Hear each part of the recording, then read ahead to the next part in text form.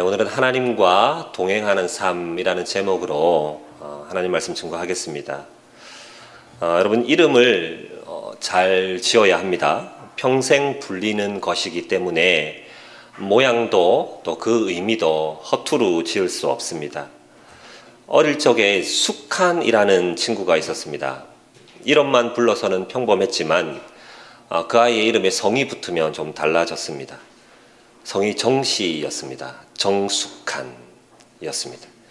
동생이 하나 있었는데 그 동생의 이름은 직한이었습니다. 성을 붙이면 정직한이죠.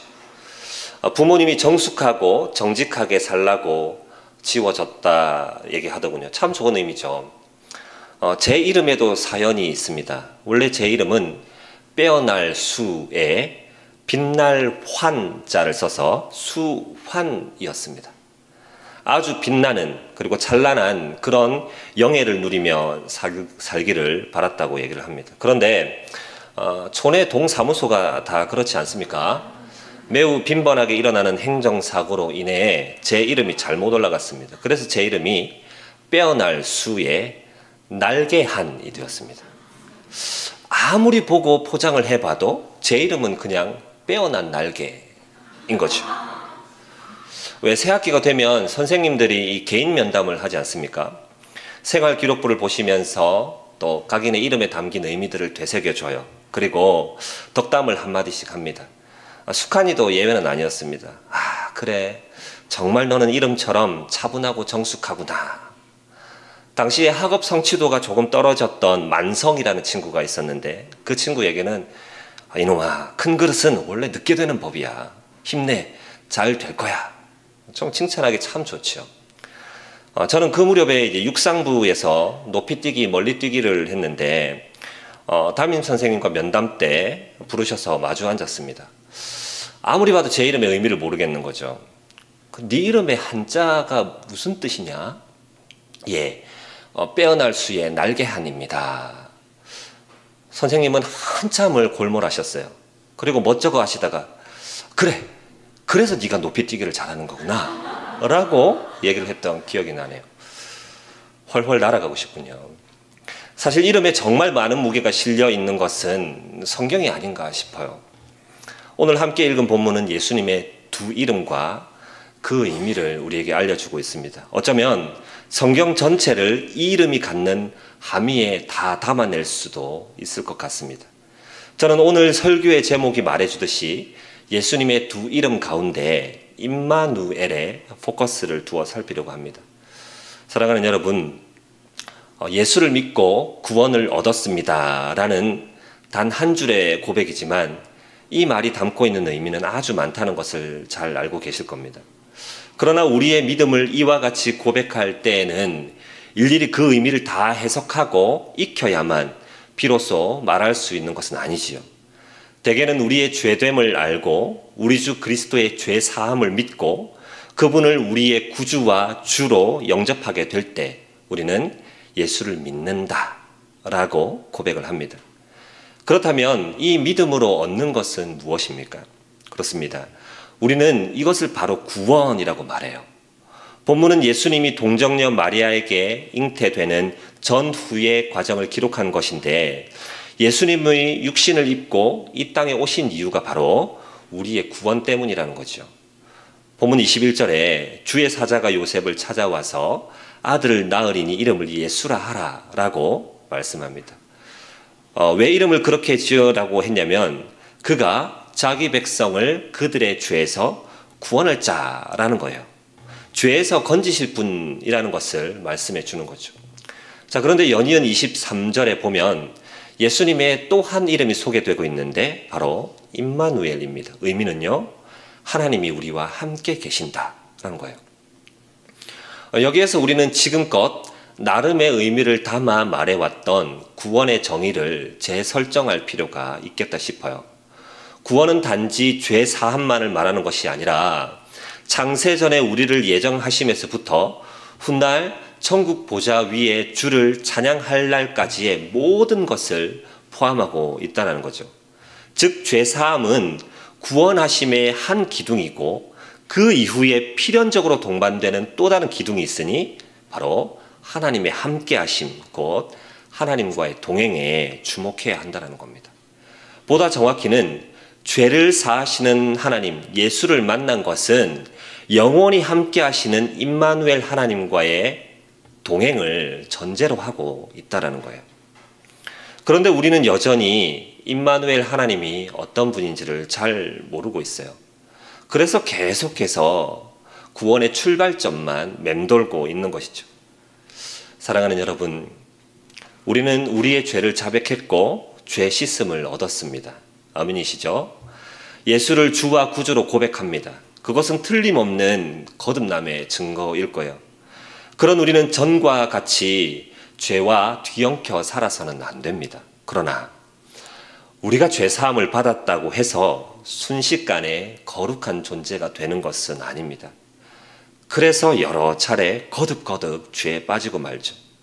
애써 선을 행하다가도 이내 낙심하게 될 때가 옵니다. 문제는 그럴 때 보이는 우리의 태도와 반응이에요.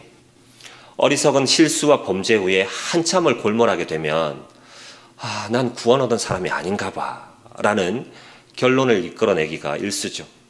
더 나아가 하는 일마다 어려움투성이고 계획했던 모든 것들이 실패하고 좌절의 연속이면 이거 내 지난번 그 죄 때문에 하나님이 나를 버리신 것 아닌가, 내가 구원을 잃어버린 것은 아닐까라는 생각으로 가게 되는 거죠. 표면으로는 이렇게 생각하는 것은 당연한 이치예요. 왜요? 우리는 구원을 얻었지만 아직 구원을 완성한 것은 아니기 때문에 그렇습니다. 사랑하는 성도 여러분, 어떤 질문이든지 반드시 그 질문에 걸맞는 대답을 해야 하고 질문에 어울리는 상황을 살펴야 하는 거죠. 설계한 자동차에 문제가 있으면 해당 자동차의 설계 도면을 펴야 하는 것이지 전투기의 설계 도면을 아무리 들여다봐도 해답을 얻을 수는 없는 거예요. 죄사함 받은 성도라도 넘어지는 것은 성경이 가르치는 바이고 이러한 일련의 과정이 하나님과의 동행하는 성화의 과정이지 않습니까? 그러면 하나님과 동행하는 내 삶을 살펴야 하는 것이죠. 죄에 의해서 넘어졌다면 내가 과연 하나님과 동행하고 있는가, 나의 동행은 하나님이 기대하신 그러한 동행이 맞는가를 살펴야 한다는 겁니다. 물론 때에 따라서 성도가 자신의 구원을 점검하는 것은 건전한 일이에요. 자신의 구원이 진짜인지 돌아봐야 하는 것은 마땅한 일입니다. 그러나 성령께서 주시는 건전한 근심은 이내 그 믿음을 더욱 견고하게 만들어 간다는 것을 기억해야 하죠. 그렇기 때문에 그런 생각과 염려는 성도를 더욱 다름질하게 하는 영적 동력이 되어주는 것이에요. 예수께서 이루신 구속사역에는 허점이 없습니다. 예수께서 짊어지시지 못할 만큼 무겁거나 더 큰 죄는 우리에게 있지 않아요. 예수님의 완전하신 대속하심을 믿는다면 우리가 주목해야 하는 것은 이제 예수가 아니라 임마누엘인 것이죠. 그렇습니다. 우리와 함께 하시는 하나님을 보아야 하는 거예요. 우리의 범죄는 매우 악한 것이지만 예수님의 그 죄를 사하심에는 아주 작은 영향력도 줄 수 없음을 믿으시기를 바랍니다. 그렇다면 하나님은 왜 우리의 죄를 사하시는 한편 동일하게 우리와 동행하기도 원하실까요? 이를 바로 알기 위해서는 하나님의 창조를 다시 기억해 봐야 합니다. 하나님의 무궁한 지혜와 그분의 무한한 능력으로 만드신 세상에서 단연 으뜸은 사람이었어요. 창세기 1장 26절에는 각각 우리의 형상을 따라 우리의 모양대로 우리가 사람을 만들어 땅의 모든 것을 다스리게 하자. 하나님이 자기 형상 곧 하나님의 형상대로 사람을 창조하셨다라고 말씀해요. 이 말씀에서 우리라는 단어는 삼위일체 하나님을 말씀합니다. 삼위 하나님 사이에는 완벽한 사랑과 교제가 있었기 때문에 하나님은 외롭거나 다른 인격들과의 교제가 필요하신 분이 아닙니다. 그럼에도 하나님은 천사를 제외한 모든 피조물들 중에 유일하게 사람에게만 영을 주시고 함께 동산을 거니셨어요. 왜요? 이사야 43장 7절에는 사람을 일컬어 내 영광을 위하여 창조한 자라고 표현하고 있거든요. 이 모든 일련의 일들이 하나님이 영광 받으시는 일이기 때문에 그렇다는 겁니다. 세상은 하나님의 말씀과 또 피조물의 순종으로 지어졌죠. 하나님은 있으라 하셨고 그대로 된 것이 세상의 질서입니다. 그리고 그것이 하나님 보시기에 좋았던 거예요. 하나님은 사랑하시는 인간을 청지기로 삼으셔서 이 세상을 다스리게 하셨습니다. 신학자 웨인 그루뎀이라는 사람은 이러한 하나님의 일하심을 일컬어 우리를 닮고 우리를 나타내도록 인간을 만드신 것이다 라고 표현하고 있어요. 하나님의 창조 질서, 명령하시면 그대로 되는 것, 피조물들은 순종하는 것, 그것이 질서인데 인간은 먹지 말라 금하신 선악과를 먹어버렸죠. 언약하신 대로 사람은 범죄한 대가인 죽음을 피할 길이 없게 됐고 더 이상 선을 도모할 수도 이 비참한 죄에서 벗어날 힘도 없게 됐습니다. 죽음이란 단어가 분리라는 의미를 포함하고 있는데 이 단어의 의미대로 인간은 자신을 구성하고 있는 영과 육이 분리되는 육적 죽음을 맞게 됐고 하나님과 인간 사이에 죄의 담을 놓음으로 인해 하나님과 분리되는 영적 죽음을 맞게 됐습니다. 그리고는 하나님과 동행하며 거닐던 동산에서 쫓겨나 유리하는 자가 되어버렸죠. 하나님과의 동행이요. 이제 그것은 기대할 수도 없고 그것이 무엇인지조차 잊고 사는 존재가 되어버린 거예요.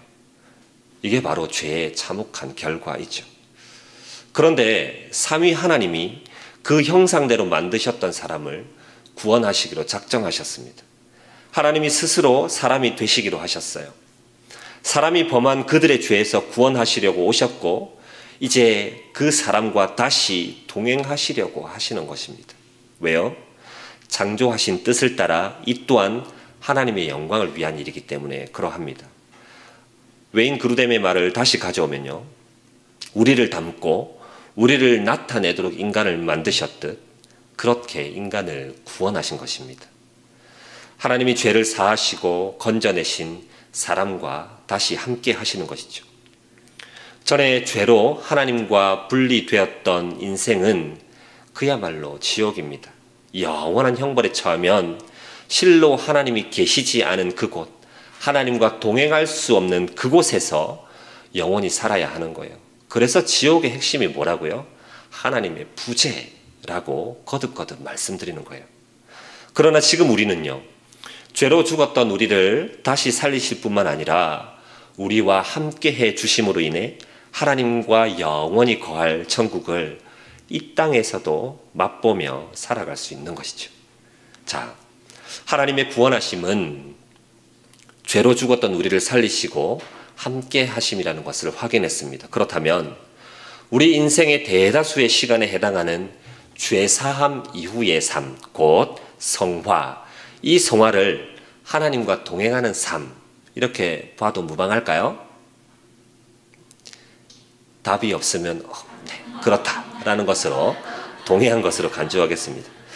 그러면 하나님과 동행하는 삶을 세 가지 정도로 좀 짚어보면 좋겠습니다.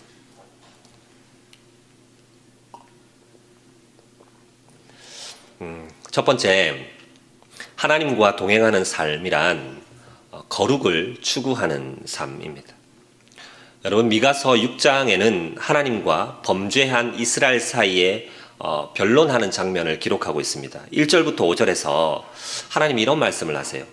나는 너희를 애굽 땅에서 인도하여 낸 하나님이야 라고요. 구원하셨다라는 것을 말씀하는 거죠. 지금 내가 왜 너희를 괴롭히는 것 같으냐 라시며 범죄한 백성들에게 징계의 이유를 깨달았니? 이제 깨우쳤어 라고 물으세요. 범죄한 너희에게 내가 무엇을 기대하는 것 같아? 라고 하나님이 물으신다는 말이죠. 그런데 이 이스라엘 백성의 생뚱맞은 대답은요. 우리가 무엇으로 하나님께 예배하면 될까요? 얼마나 좋은 제물을 바치면 될까요? 내 허물을 위해 맏아들을 드리면 될까요? 내 몸의 열매를 바치면 될까요? 라며 묻습니다. 우리와 비슷하죠. 용서를 얻기 위해 모든 것을 다 갖고 계신 하나님께 선물 공세를 펼치고 있는 장면이에요. 이에 하나님의 응답이 이어지는데요. 사람아, 주께서 선한 것이 무엇임을 너에게 보이셨다. 여호와께서 너에게 구하시는 것은 오직 정의를 행하며 인자를 사랑하며 겸손하게 네 하나님과 함께 행하는 것이다 라고 얘기를 해요. 선한 것이 무엇임을 너에게 보이셨다는 것은 전에 몰랐던 것을 이제 깨달아 알게 되었다는 거죠. 그 배움의 결과 오직 정의를 따라 행하고 주의 인자함을 담고 겸손히 행하며 순종하라는 것입니다. 그리고 이렇게 변화해가는 일련의 과정, 곧 성화가 무엇이라고요? 하나님과 함께 행하는 것이다 라고 말씀하고 있는 거죠. 어제 죄악이 수치스럽고 또 불의를 행했던 것이 개탄스러워 오늘은 좀 달라져 보리라 다짐하고 애쓰게 되는 것이 하나님과 동행하는 우리의 삶이 그와 같기 때문에 그런 거예요. 하나님은 이 성화의 과정, 동행하시는 과정을 통해서 우리의 죄를 거듭 깨닫게 하시고 이제는 어제보다 조금 더 나은 오늘을 살아갈 수 있도록 독려하고 계시다는 사실입니다. 성령의 감동으로 기록된 성경을 성령의 조명하심으로 읽는 가운데 죄를 깨달아 알게 되죠. 마음이 찢어지는 거예요. 내가 왜 그랬을까라며 슬피 울게 됩니다. 새롭게 의지를 갖게 하셔서 거룩을 추구하게 하시는 겁니다. 비단 범죄 때문만도 아닙니다. 우리가 겪는 이루 헤아릴 수 없는 숱한 어려움들도 그 종국엔 거룩을 추구하는 삶을 살게 하시는 하나님의 동행의 일기라는 것을 기억하는 저와 여러분이 되기를 바랍니다. 두 번째, 하나님과 동행하는 삶이란 사명을 감당하는 것입니다. 여러분 마태복음 28장 19절에서 20절을 지상명령 이렇게 이름을 붙여 부르곤 하죠. 하늘과 땅의 모든 권세를 주시고는 땅끝까지 이르러 주의 증인이 되라는 당부셨습니다. 제자들에게 사명을 주신 거죠. 그리고 이런 약속을 하십니다. 볼지어다 내가 세상 끝날까지 너희와 항상 함께 있으리라. 왜 이런 약속을 하셨는지 봤더니 바로 그 앞 18절에서 예수를 배웠고 경배는 하고 있지만 아직도 의심하는 사람들이 있었다라고 현 상황을 말해주고 있어요. 부활하신 주님을 눈앞에 보고도 의심하는 제자들이 있었다는 거죠. 이런 사람이 이 거대한 사명을 무슨 수로 감당하겠습니까? 그래서 어떻게 하세요? 영원히 함께 하시겠다. 영원히 너희와 함께 할 거다라는 약속으로 임마누엘을 선포하고 계시는 겁니다. 이후 40여일을 제자들에게 보이시고 하나님 나라의 일을 말씀하시고 그들에게 용기를 복돋워 주셨어요. 긴 시간은 아니었지만 의심하던 제자들도 차츰차츰 자신의 사명을 직시했을 것입니다. 그런데 웬걸요? 이제 하늘로 가시겠다라고 말씀해 버립니다. 영원히 함께 하시겠다면서요. 그 약속은 어디에 갔습니까? 사도행전 1장이 이 말씀을 하시던 당시의 상황을 기록하고 있는데 예수님이 제자들에게 승천하시기 전에 말씀을 하세요. 예루살렘을 떠나지 말고 내게서 들은 바 아버지께서 약속하신 것을 기다려. 그들이 들었던 것은 일찍이 예수님이 제자들에게 하셨던 말씀이죠. 요한복음 14장 16절인데요. 내가 아버지께 구하겠으니 그가 또 다른 보혜사를 너희에게 주사 영원토록 너희와 함께 있게 하리니. 아멘. 또 다른이라는 말에서 예수님도 보혜사라는 것을 말씀해 주죠. 그리고 다른 보혜사는 곧 성령을 말씀합니다. 그러니까 성령을 너희에게 보내시면 그 성령께서 너희와 영원히 함께 할 거야. 달리 말해서 하나님이 영원히 너희와 동행할 거야 라는 그 초두의 약속을 지켜 가신다는 사실입니다. 임마누엘의 하나님을 약속하시는 것이죠.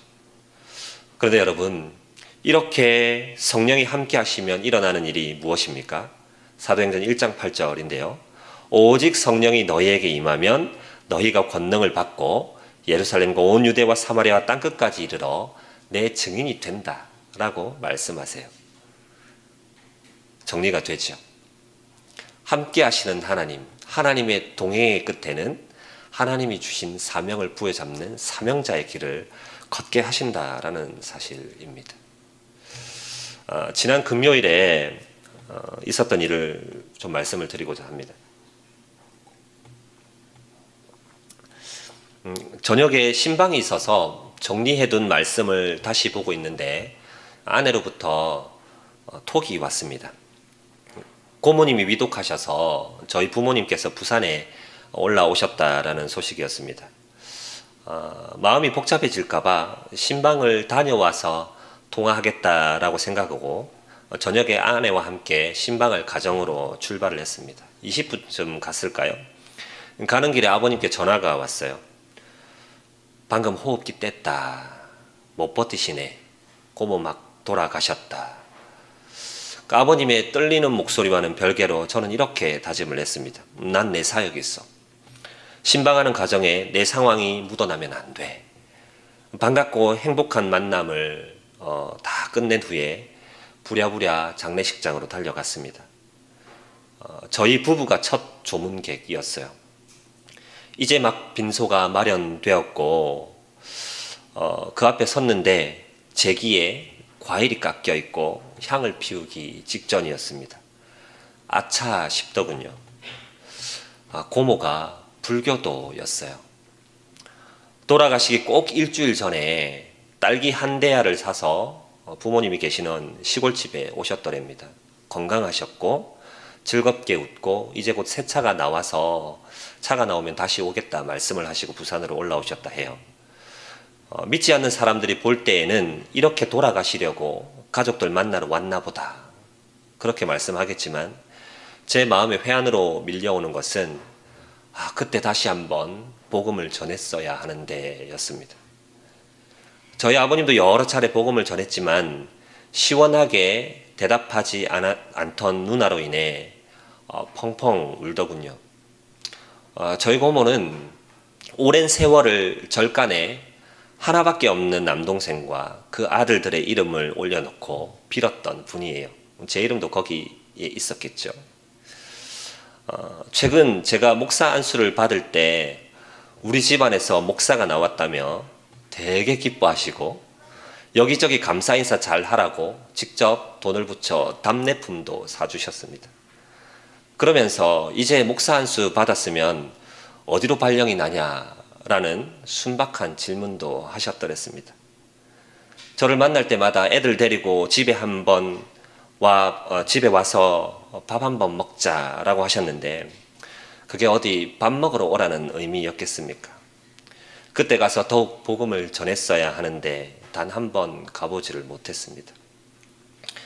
여러분, 가족 구원이 참 힘들다는 거 저도 뼈아프게 느끼며 살아갑니다.